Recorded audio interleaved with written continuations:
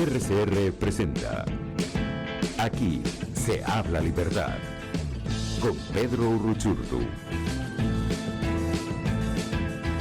Muy buenos días, sean todos bienvenidos a RCR, la radio que se ve, y este programa Aquí se habla libertad, programa de Pedro Uruchurtu. Este programa viene gracias a la dirección de Jaime Nestare, la gerencia de producción Wilixa Arcaya, en la producción Justo Navarro, Catherine Manzano, en los controles Julio Pinto, y quien les habla Javier Cisneros. Hoy el programa es dedicado a todos nuestros jóvenes y jóvenes de adolescentes que están estudiando bachillerato y educación básica. Para todos esos padres que están conectados a esta hora, este programa es de su interés, porque vamos a hablar de la problemática estudiantil, de cursos básicos que está enfrentando Venezuela, nuestros jóvenes, y como lo titulamos, nos estamos jugando los próximos 100 años de este país. Antes de comenzar todo el programa y darle la bienvenida a nuestros invitados, quiero hacer un llamado de conciencia y de colaboración a todos nuestros ciudadanos venezolanos que se aboquen a ayudar a todos los ciudadanos que han sido afectados por las lluvias desde Cumaná, Bolívar, Anzoátegui, Clarines, el estado de Aragua, el sur del estado Zulia, el sur del estado Monagas, Mérida, que han sido muy afectados, que nos tienen a todos muy conmovidos, y que la gente no pide dinero, no pide absolutamente nada, sino que oren por ellos. Entonces vamos a abocarnos por ellos. Las lluvias no cesan en el interior del país.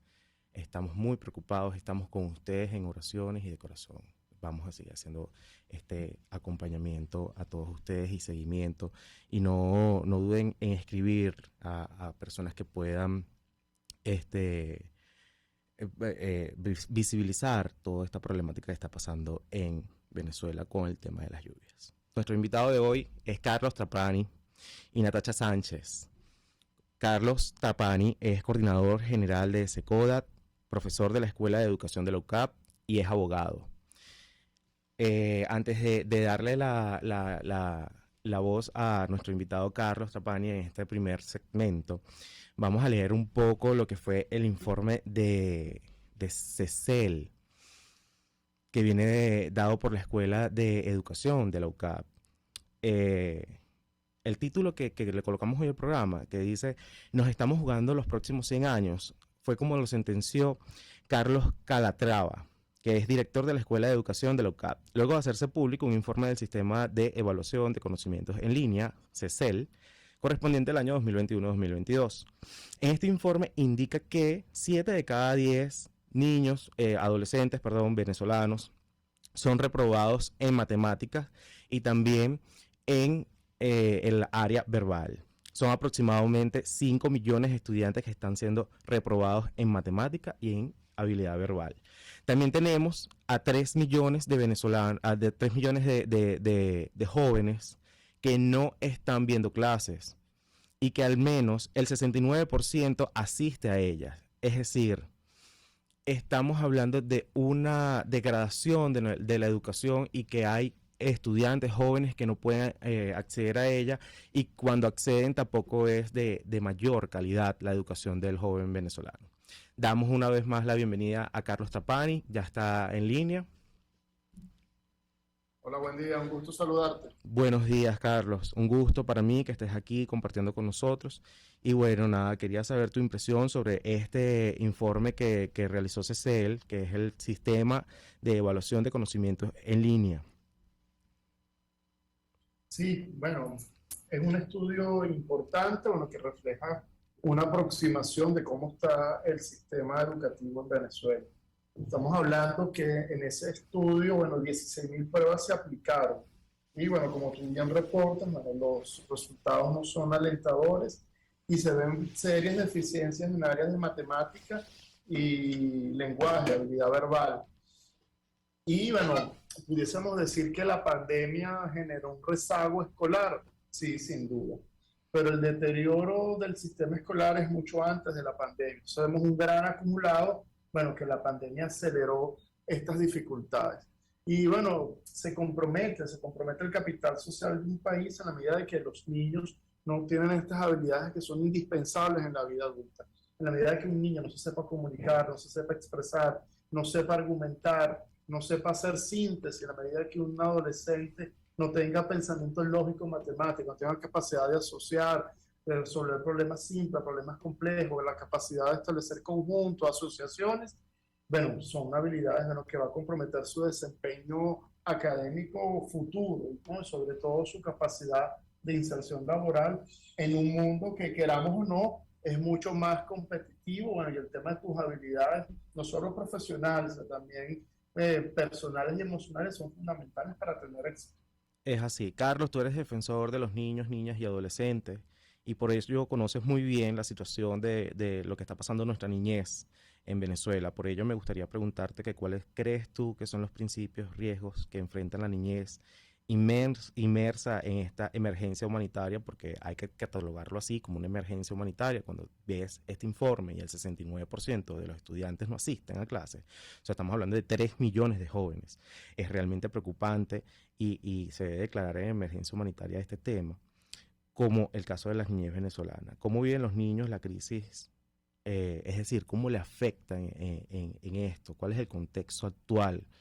¿Podría estar relacionado este déficit que marca, bueno, bien lo decías, que la pandemia fue uno de los factores que afectó al déficit de la deserción estudiantil, pero también tenemos el tema de los profesores y de las estructuras de las escuelas? ¿Qué nos podrías hablar más sobre eso, ahondar más sobre eso? Hay un tema estructural. Generalmente desde el mundo adulto pensamos que los problemas solo afectan al adulto y no afectan a los niños.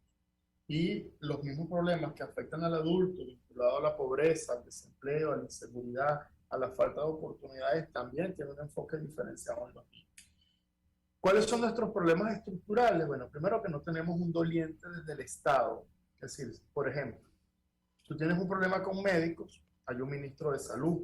Tienes un problema con trabajadores, hay un ministro del trabajo. Tienes un problema con, no sé, con militares, hay un ministro de la defensa.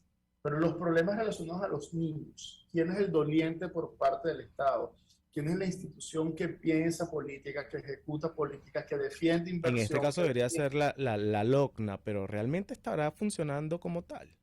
La LOCNA es la ley. La ley fue un desarrollo legislativo, bueno, que reconoció que los niños son ciudadanos y que tienen derechos. Y en función a eso, el Estado asume un conjunto de obligaciones. Pero para que la ley se implemente, requiere de una infraestructura pública que le dé sentido y que lo materialice en la cotidianidad de la vida de los niños. No tenemos un ente rector. El área de infancia hasta el año 2013 pasó por 5 ministerios distintos. Del año 2013 para acá depende de la presidencia de la República, que no es un ente especializado. Y al no tener un ente rector, no hay políticas públicas. Y al no tener políticas públicas, no tienes programas ni servicios. Al no tener programas ni servicios, no tienes inversión en infancia. Entonces, cuando tú ves el origen estructural del problema, bueno, es que no tienes una institucionalidad que se encargue de poder garantizar, promover y defender los derechos de los niños. Y eso pasa en educación, en salud, en identidad, en cualquier área de derecho. Ese es como el primer desafío. El segundo desafío es que no tenemos datos. Fíjense que cuando hablamos de los 3 millones de niños fuera del sistema escolar es una aproximación. Probablemente la realidad sea más dura de esas 3 millones de personas que están fuera del sistema escolar. ¿Cuál ha sido el impacto de la pandemia en términos de deserción escolar? Eso nadie lo sabe. ¿Cómo es la realidad educativa en zonas rurales? Eso nadie lo sabe. Los pocos datos que hay, como este informe de Luca, bueno, lo hace sociedad civil, pero no tenemos una data oficial. Y al no tener una data oficial, tú no tienes una radiografía de cómo se están afectando los problemas a los niños. Sabemos que hay problemas, pero bueno, cuál es la magnitud y el alcance, no lo sabemos. Sobre todo eso es importante para poder priorizar. Ese es el segundo desafío. Creo que el tercer desafío tiene que ver con la inversión pública. Y hay un mantra que yo siempre repito, que no hay derecho sin presupuesto. Y los niños requieren inversión pública. Entonces, cuando hablamos en términos de inversión, bueno, es algo que tampoco se conoce. Por ejemplo, de las pocas cifras que hay publicadas, entre el año 2017 al año 2020, el Ministerio de Salud dedicó el 1% de su presupuesto global a salud mental. Y de ese 1%, el 0,05% fue dirigido a niños. sea, ahí tienes como un ejemplo concreto de la desinversión. Entonces nos preocupamos y nos hacemos preguntas de qué pasa con los niños, porque hay un mayor incremento de ideación suicida, porque hay más situaciones de acoso escolar, porque los niños están siendo mucho más violentos. Bueno, probablemente hay un compromiso en la salud mental donde no hemos tenido ningún tipo de estrategia sostenida en el tiempo. Y tienes otro gran problema vinculado a la participación social y especialmente a la participación de los niños, que no tienes espacios de participación plural, diverso, de calidad, con enfoque de derechos, sostenido de la sociedad civil. Entonces, si la sociedad civil no participa, evidentemente, bueno, ahí tienes una debilidad en esa triada, la famosa triada que habla de la protección, donde el Estado, la familia y la sociedad son corresponsables en la garantía de los derechos de los niños. ¿Cómo puede el ciudadano, la sociedad civil, ayudar en esto, Carlos? Mira, hay que activarse. Hay que activarse. Cuando digo hay que activarse, eso implica exigir que las autoridades hagan su trabajo. Esa es como la primera consideración. La segunda consideración, hay que denunciar. Hay que perderle el miedo a la denuncia. Si yo en una situación de violencia, una escuela que se está cayendo, una escuela que tiene años sin servicio eléctrico, servicio de electricidad o transporte público, no nos podemos quedar callados. Y sabemos que en nuestra comunidad hay un niño que es víctima de violencia, no nos podemos quedar callados. Entendemos que hay miedo, entendemos que muchas veces no sabemos qué hacer, entendemos el miedo a las represalias, pero lo peor que podemos hacer es quedarnos callados, porque esa situación se va a permanecer en el tiempo. Si sabemos que en una escuela no hay docentes, pues esos docentes no son capacitados, tenemos que decir. Y el hecho de denunciar no significa, bueno, que se está haciendo un acto de rebeldía o, bueno, estamos en contra de lo que se está haciendo, no, sino que es un derecho ciudadano, eso tenemos que asumirlo. Y, bueno, y promover cuáles son nuestros derechos, cuidarnos a nosotros mismos, todo el tema de autocuidado, salud mental, bueno, son como las prioridades que sí hemos identificado. Claro, por supuesto. Carlos, ¿y qué medidas de acción ha implementado la UNICEF, también un ente encargado de la protección de los niños, ¿no? ¿Qué ha implementado este ente de la UNICEF para garantizar la protección de los niños en Venezuela? Hay una precisión. UNICEF no es el ente rector en materia de infancia en Venezuela, ni es Ok, el garante de los derechos en Venezuela. Es una agencia de Naciones Unidas que coopera con los estados para poder materializar los derechos a los niños. ok, UNICEF y otras agencias de Naciones Unidas han implementado un plan de respuesta humanitaria donde han distintas iniciativas de agua, de alimentación, de escuela, de saneamiento y de protección. Pero bueno, evidentemente UNICEF ni en Venezuela ni en ninguna otra parte del mundo sustituye al Estado. Y no podemos pretender que UNICEF resuelva los problemas que le corresponde al Estado. Pero UNICEF ha hecho un aporte valioso, necesario, bueno, porque los niños no pueden esperar la política pública. Los niños tienen que comer hoy, tienen que tener acceso a agua hoy. Entonces, bueno, ha sido un paliativo. Pero bueno, como toda respuesta de emergencia, tiene un alcance limitado y un tiempo limitado. Entonces, es importante que la intervención de UNICEF continúe, que el apoyo a la sociedad civil a través de UNICEF se fortalezca, pero bueno, teniendo en cuenta que hay que atacar lo estructural, porque si no, siempre vamos a vivir en emergencia. es así totalmente. Y también esto afecta tanto a las escuelas privadas como públicas, o sea, no es nada más un tema del sector público, sino del sector privado en el tema de la calidad del estudio de nuestros niños, niñas y adolescentes. ¿Qué Bueno, puede...? fíjate que los datos reflejan tanto escuelas públicas y privadas, bueno, muy mal paradas. Sí. Más un poco más las públicas que las privadas, pero en términos generales, bueno, es que no hay mayor diferenciación. ¿Qué puede hacer un padre cuando ve que la calidad de educación de sus hijos no está siendo la correcta? Involucrarse en la escuela. Involucrarse en la escuela, ¿qué significa? Bueno, hacer vida en la escuela, participar en los procesos que se generan en la escuela. Y la escuela forma parte de la formación del niño, pero no es el único espacio de formación. Sí, también tenemos que apostar a espacios de educación no formal, poder complementar lo que la escuela no hace, y bueno, y en función a eso, bueno, que todo lo que viva el niño sea una experiencia de aprendizaje. Y ahí el adulto, el papá, mamá o el cuidador es fundamental. Sí, totalmente. Y hemos visto denuncias en el interior del país, por lo menos en Monagas, y la denunció nuestra próxima invitada, que es Natacha Sánchez, sobre el deterioro de la escuela, de muchas escuelas que están en el estado de Monagas, que falta de pupitres, falta de estructura.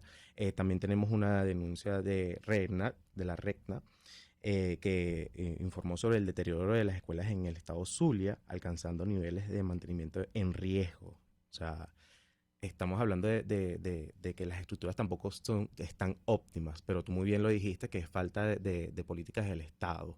Entonces, las denuncias están. ¿Qué está pasando entonces? Bueno, es un tema de dolientes y voy con el principio de la entrevista. Hay un Ministerio de Educación, bueno, pero tiene que ser doliente de que las escuelas no se caigan. Hay el tema de las políticas públicas. Fíjate que hicimos una investigación en 56 centros educativos en 9 regiones del país y damos cuenta, incluso en el estado Zulia, el deterioro.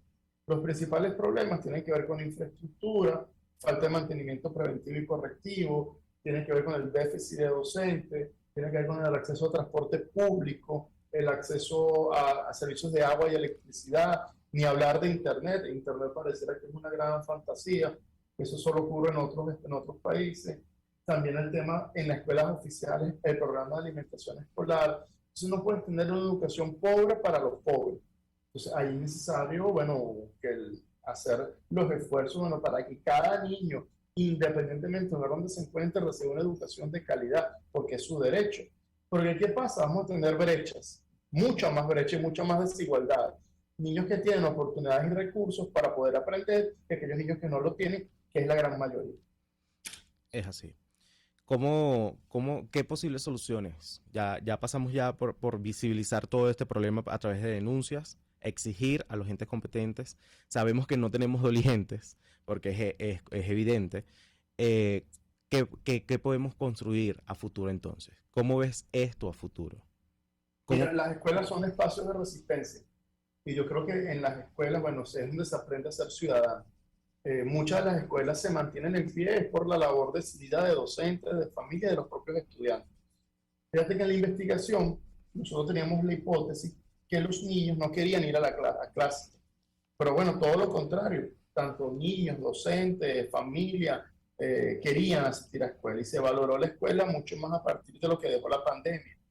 El reto, bueno, es mantener las escuelas abiertas. Mantener las escuelas abiertas significa que cada niño esté en el sistema escolar. De aquellos que no están o han salido, bueno, poderlos recuperar e insertarlos en esa oportunidad de vida que se llama escuela. Creo que nos toca resistir y exigir. Creo que eso es importante y bueno, todo el trabajo que hacen los periodistas de documentación es fundamental para visibilizar los problemas y que haya memoria social, ¿no? Una de las grandes debilidades que tiene nuestra cultura es que perdemos la memoria muy fácilmente. Por eso el trabajo de los periodistas y de las propias organizaciones de la sociedad civil. Es así. O sea, es un trabajo bastante arduo que están haciendo los periodistas y también arriesgándose a exponer esto, porque bien sabes que no estamos en un sistema donde denuncias y enseguida hay soluciones, más bien hay atropello y seguimiento a estas personas que visibilizan la verdad de lo que está pasando en nuestras escuelas, de nuestros niños, niñas y adolescentes. Carlos, ¿tendrás tú datos de los niños, de los jóvenes adolescentes que están saliendo de quinto o sexto año que pueden ingresar a una universidad tanto pública o privada? O sea, porque como estamos viendo este déficit de educación, ¿están entrando realmente a las universidades? No, ese dato no lo tenemos nosotros y creo que no ubico ninguna organización o gremio que pueda darte una cifra aproximada o cercana a la realidad. Es un desafío poder garantizar la prosecución escolar y no solo a nivel universitario, sino también ofrecer carreras técnicas, ¿no? Que era como el gran aporte que hacía el sistema educativo venezolano. Es un reto poder mapear y saber dónde están los niños, sobre todo esos jóvenes que van próximos a la vida universitaria, que tengan oportunidades reales. Y no solo que tengan el cupo, o que estén inscritos o matriculados, sino que haya transporte, haya alimentación, haya comedores, haya acceso a materiales. Si yo quiero estudiar arquitectura, pero no tengo los medios, ¿cómo estudiar arquitectura? Entonces no estoy haciendo nada con el cupo. Quiero estudiar medicina y los laboratorios están cerrados, no estoy haciendo nada. Estudio odontología y no tengo insumos para las prácticas, no estoy haciendo nada. Bueno, y así pasa, bueno, por todas las áreas del conocimiento, tanto en ciencias duras como desde la visión de la ciencia social. Ok, copiado. Excelente, Carlos. Excelente todo lo que nos has expuesto aquí en tu intervención. Y por último, quisiera cerrar tu intervención en esta primera parte del programa. Ayer tuve la oportunidad de ver en qué trabajas, viendo un poco tu Instagram, tu red social. Y lo que me causó curiosidad es que lo primero que pones en tu descripción es que eres padre, abogado y director de SECODA. Entonces, quiero saber tu mensaje a la ciudadanía venezolana, a los niños, niñas y adolescentes que proteges. Tu mensaje como padre. ¿Qué vamos a hacer? ¿Cómo lo vamos a hacer? ¿Qué mensaje das a esta sociedad que está tan dolida y tan deficiente de educación y carente de dolientes, como lo dijiste? Mantener la esperanza. Fíjate que el símbolo de SECODA es un papagayo. Eso tiene una razón de ser, no es que siempre tengamos nuestros sueños elevados, pero con cable a tierra. Es una esperanza activa, y esa esperanza activa parte de que tenemos que ejercer nuestra ciudadanía. Y eso implica participar, formarnos, investigar, movilizar, tejer redes. Creo que esa es una esperanza que necesitamos en estos momentos. No podemos esperar que los problemas se resuelvan de la nada, por el cielo, o solamente porque llegue una autoridad, bueno, y nos pueda resolver los problemas. Creo que los problemas se resuelven en colectivo, y en función a eso, bueno, poder transformar la realidad que tenemos, mantener la esperanza, apoyarnos los unos a los otros. En este momento la solidaridad tiene como un sentido especial, y bueno, en función a eso, exigir que las autoridades hagan su trabajo. Es así. Él es Carlos, director de SECODA, y estuvo aquí con nosotros hablando sobre el déficit de educación. Muchas gracias, Carlos, por estar aquí. Vamos a un corte comercial pequeñito y regresamos con nuestra próxima invitada, que es Natacha Sánchez, periodista del Estado Monagas. Usted escucha, aquí se habla libertad, con Pedro Urruchurtu. Síguenos en Twitter en @RCR750, la radio que se ve. Puedes seguirnos en nuestras redes sociales.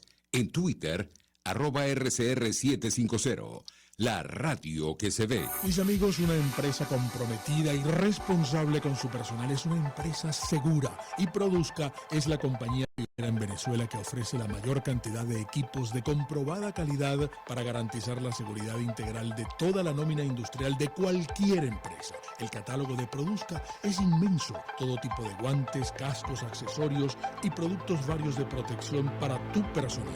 Conoce más de Produzca en www.produzca.com. Produzca, seguridad en tu empresa de los pies a la cabeza. Ellos sí que no saben nada. Y así nos va. El espacio donde se tocan los temas más candentes de interés político y nacional. Y así nos va.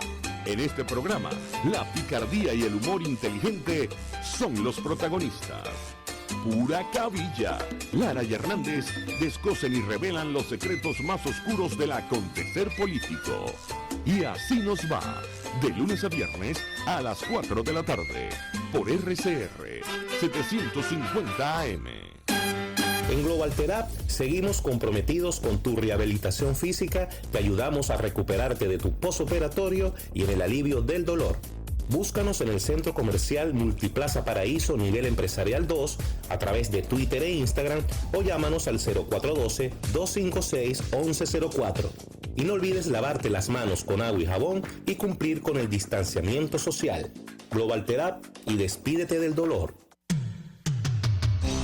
Antes de empezar el día, entérese de lo que acontece en el país junto a Pedro García Otero en Titulares de la Mañana. De lunes a viernes a las 6:30 de la mañana. Acompáñelo y empiece su día bien informado. Titulares de la Mañana con Pedro García Otero. Solo por RCR 750 AM. Porque lo bueno une. RCR 750 AM. Porque lo bueno une.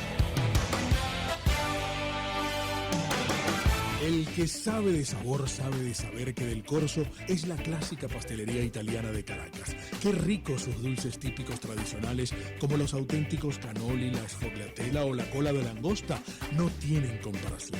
La pasta seca de almendras y chocolate o su gran variedad de tortas, cumpleaños, bodas, bautizos o comuniones, reuniones familiares o eventos corporativos. Teléfonos 0212-941-1971. Pastelería Del Corso, la pastelería italiana por tradición y excelencia. Ellos sí que no saben nada. Y así nos va. El espacio donde se tocan los temas más candentes de interés político y nacional. Y así nos va. En este programa, la picardía y el humor inteligente son los protagonistas. Pura cabilla.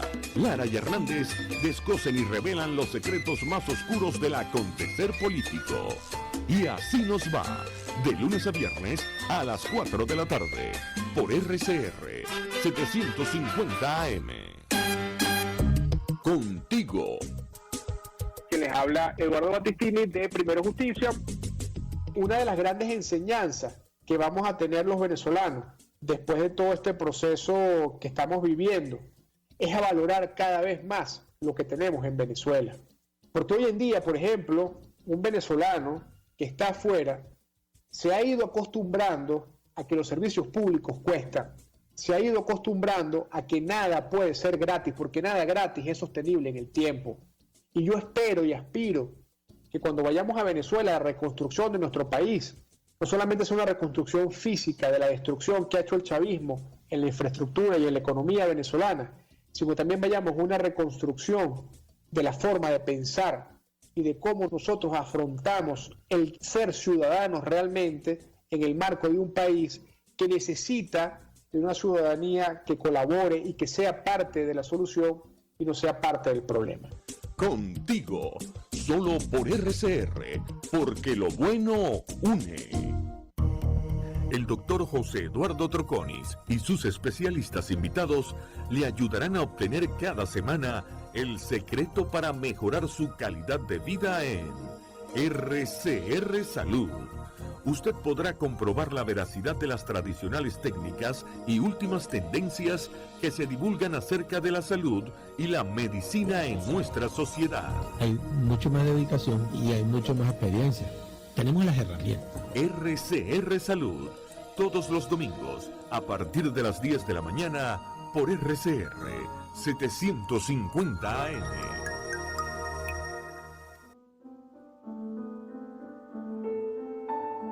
La Academia de Ciencias Físicas, Matemáticas y Naturales presenta El progreso tiene su ciencia.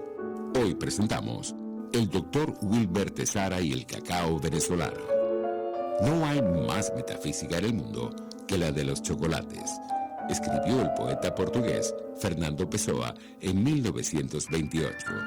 Los aztecas lo consideraron un fruto de dioses y por ello los europeos lo nombraron teobroma o alimento de dioses. A este fruto de dioses ha dedicado el doctor Wilber Tesara gran parte de sus estudios en el Instituto de Biología Experimental de la Universidad Central de Venezuela. Les estamos presentando Aquí se habla libertad con Pedro Urruchurtu por rcr.tv, la radio que se ve. Bienvenidos a este segundo segmento. Ya tuvimos a Carlos Trapani. Él es abogado, director de SECODA. Y este programa lo hemos titulado Nos estamos jugando los futuros 100 años de este país. Así sentenció Carlos Calatrava, director de la Escuela de Educación de la UCAP, luego de hacerse público un informe del sistema educativo, del sistema de evaluación de conocimiento en línea CECEL, correspondiente al año 2021-2022, donde dejaron cosas muy claras, que 7 de cada 10 resultaron reprobados en el área de matemáticas y literatura, área verbal, y que solamente 69% de los jóvenes venezolanos, estamos hablando de jóvenes de cursos básicos y bachillerato, de quinto y sexto año, asisten a clases, es decir, 3 millones de estudiantes no están asistiendo a clases. A continuación, en este segundo segmento tenemos una invitadísima amiga, querida Natacha Sánchez. De verdad que es un honor tenerte aquí y es tan esperada por mí. Bienvenida, Natacha. Gracias, Javier, por la invitación. De verdad, para mí también es un honor haber recibido esta invitación a participar con este tema tan importante. Es así. Natacha es periodista de Crónica 1, es periodista del Estado Monagas, excelente periodista que aparte hemos vivido momentos juntos en el Estado Monagas, donde ella como corresponsal cubrió todas las incidencias del Estado. Natacha es invitada a este programa, la quise invitar porque ella ha hecho un programa investigativo muy profundo sobre lo que pasa con nuestros niños, niñas y adolescentes, con la prostitución infantil, y muy recientemente publicó en su cuenta de Twitter una denuncia donde la Escuela de las Garzas suspendió clases por la falta de pupitres para los niños. Y esto es realmente preocupante, pero no solamente en este extremo vemos esto, que es el oriente del país, sino que nos vamos a occidente, donde el Estado Zulia ha alcanzado niveles que mantienen en riesgo a las generaciones futuras, donde no tienen infraestructuras, donde se está violando el sistema del derecho de la educación, etcétera. Esto lo está publicando RECNA también. Entonces tenemos mismas situaciones en ambos extremos del país. Natacha, ¿cómo ves la situación educativa en el país? Bueno, en el país y en el Estado Monagas. Bueno, de verdad que el Estado Monagas, desde que inició el año escolar en el mes de septiembre, hemos recibido múltiples denuncias en cuanto a la falta de pupitres. Ya no solamente se trata de infraestructuras que están deterioradas, como se ha denunciado desde el 2020 en adelante, sino también de la falta de pupitres. Hay niños que incluso ven clases en el piso y otros tienen que compartir los asientos. Recientemente, en una de las denuncias que nos enviaron, nos decían que los representantes que los niños deben llegar temprano para poder conseguir asientos. Es decir, los que llegan temprano son los que se sientan. El resto se sienta en el piso. Son los docentes quienes tienen que ingeniárselas para evitar eso, porque es una situación denigrante que un estudiante tenga que sentarse en el piso a recibir las clases.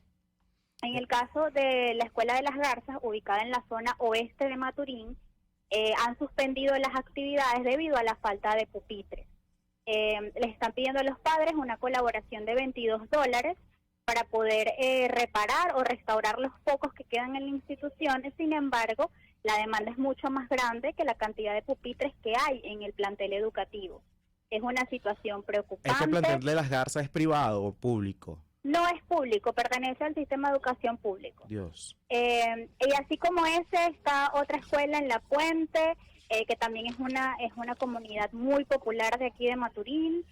Es una denuncia frecuente y eso es lo que preocupa, porque no es solamente hacer planes para pintar las escuelas, sino también atenderlas desde el punto de vista de lo básico, como lo es un pupitre. Recientemente también denunciábamos la escuela que te comenté de La Puente, y a los pocos días nos llegó un mensaje, afortunadamente, de uno de los representantes que llevaron unas mesasillas para que los niños pudieran ver clase en unas mesasillas. Pero bueno, eso indistintamente no soluciona el problema, es como un pañito de agua tibia, porque igual hay muchas otras escuelas, sobre todo en zonas rurales, que no han sido atendidas por las autoridades. El programa de Una Gota de Amor para mi escuela, pues aquí en Monagas no atendió a todas las escuelas. El gobernador recientemente en una locución en su programa decía que iba a atender 40 escuelas, pero Monagas tiene 900 escuelas que necesitan atención. Entonces es allí donde está la situación, donde está el problema como tal, que no hay una atención dedicada y profunda a las instituciones educativas.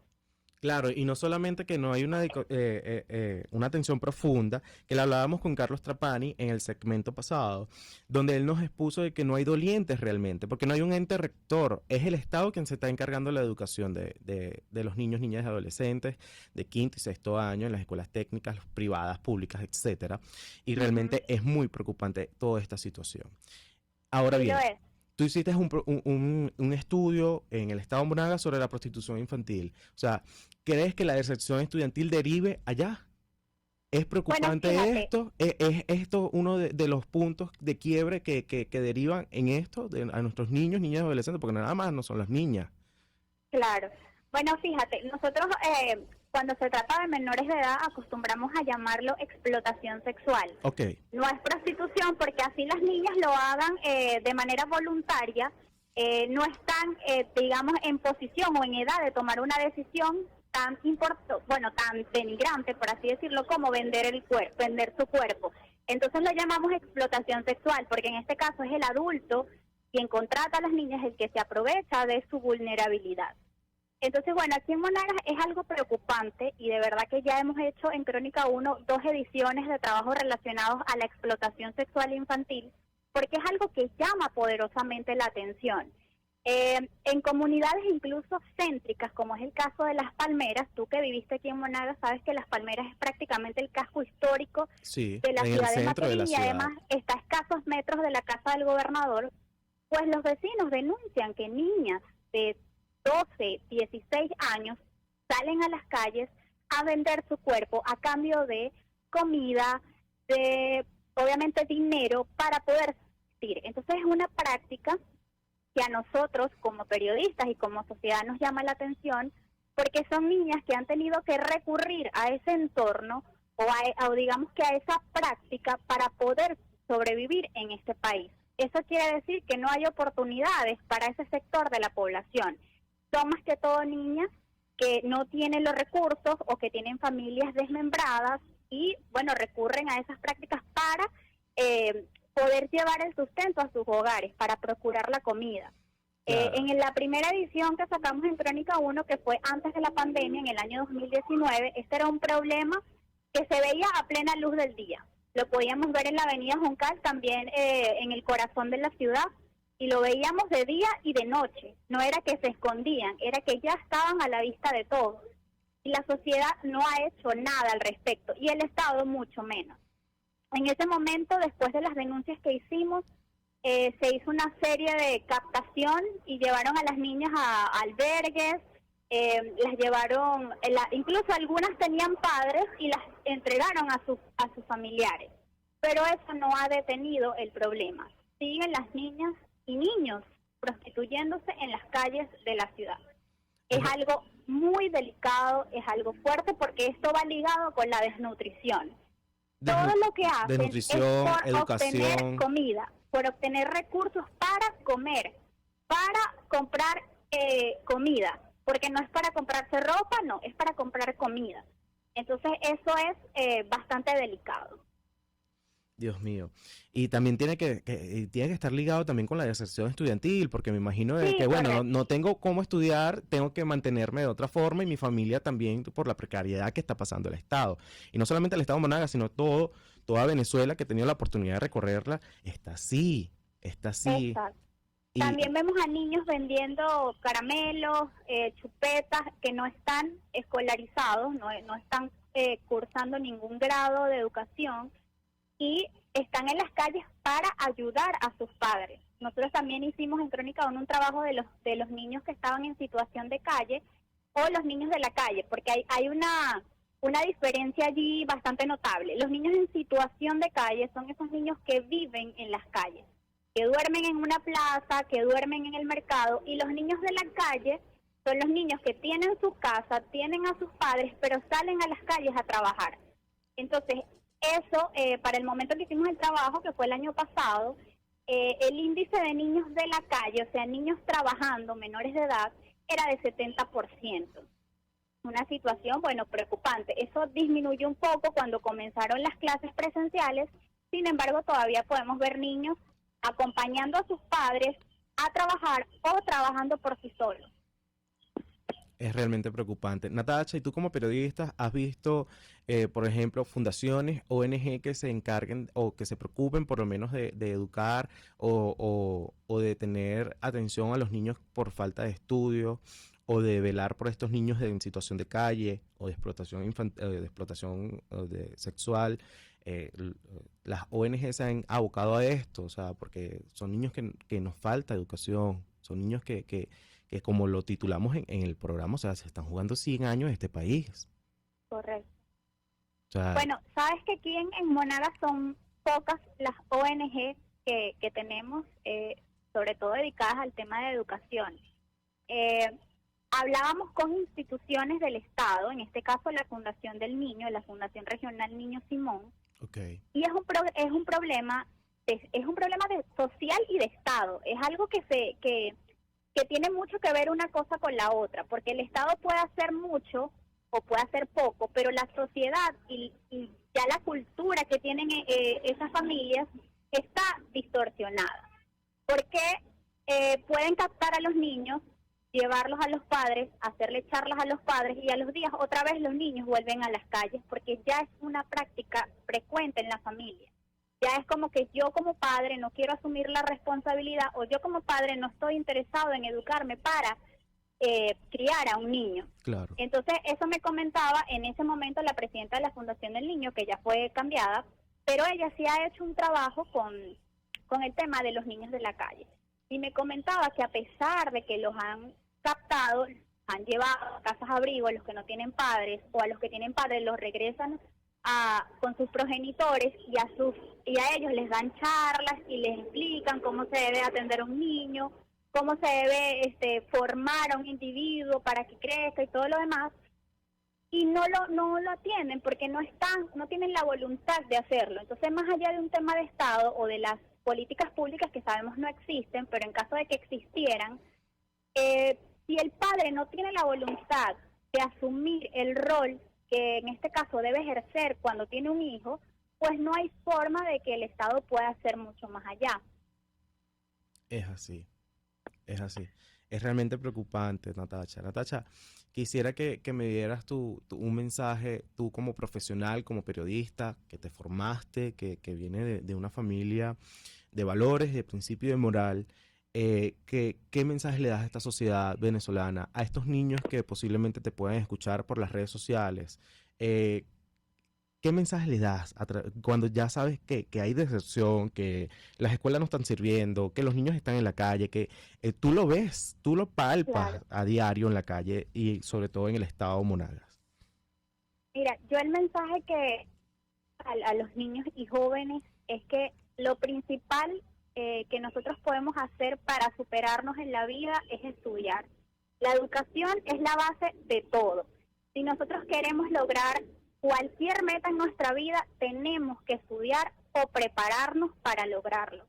Entonces, sabemos que ahorita el sistema de educación, tanto superior como medio e inicial, está sumamente deteriorado.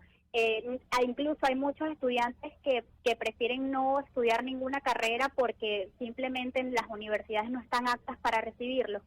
Pero a veces uno tiene que hacer como que un análisis de realmente qué es lo que quiere y decidir estudiar, porque sinceramente creo que eso es lo que podemos recuperar de Venezuela y lo que nos puede llevar a ser grandes. La educación lo es todo. Las vías fáciles no son vías buenas. No es que voy a obtener esto sin hacer un esfuerzo previo. Tenemos que estudiar y creo que eso es lo principal. A lo mejor hay personas que no sueñan con ser profesionales, pero sí que tienen un gusto por algún oficio, pues prepararse en ese oficio. De pronto no quieren pasar por la academia, por la universidad, pero sí existen cursos. La base de todo es la preparación y la educación, y creo que eso es lo que debemos fomentar en la sociedad, en todo el país, no solamente en el estado Monagas. Y también educar a la gente desde el punto de vista de las normas de convivencia y de cómo ser un buen ciudadano. Porque eso es lo que va a cambiar nuestro país, cuando nosotros decidamos como ciudadanos ser mejores personas y acatar las normas y cumplir las reglas y educarnos y prepararnos. Creo que eso es la base fundamental de todo. Es así, y todo parte desde un carácter individual, desde las bases de Correcto. la familia, que es muy importante que nuestras bases de la familia estén fuertes. Y yo tengo mucha fe y sé que el Estado Monagas va a ser pionero en eso y que se va a levantar de todo esto, y toda Venezuela se va a levantar de esto. En nombre Natacha, de Dios. para finalizar, que yo quería dar un mensaje con respecto al tema de las inundaciones, hacer un llamado de conciencia. Sé que han estado ustedes los periodistas, no solamente tú, sino Moisés, el resto de los periodistas que son compañeros y amigos que los conozco, han estado reportando sobre el tema de las inundaciones. Por favor, si puedes decir algo sobre el sur del estado Monagas, que está bastante afectado, y ya con esto finalizamos tu intervención y antes que despedirte, gracias por estar aquí, gracias por aceptar la invitación y por acompañarnos y por visibilizar que es muy importante y que es una labor que requiere guáramos, o sea, decir la verdad, publicarla y estar en riesgo de persecución o que te cercenen tu libertad de expresión. Gracias, Natacha, gracias por ser una buena periodista.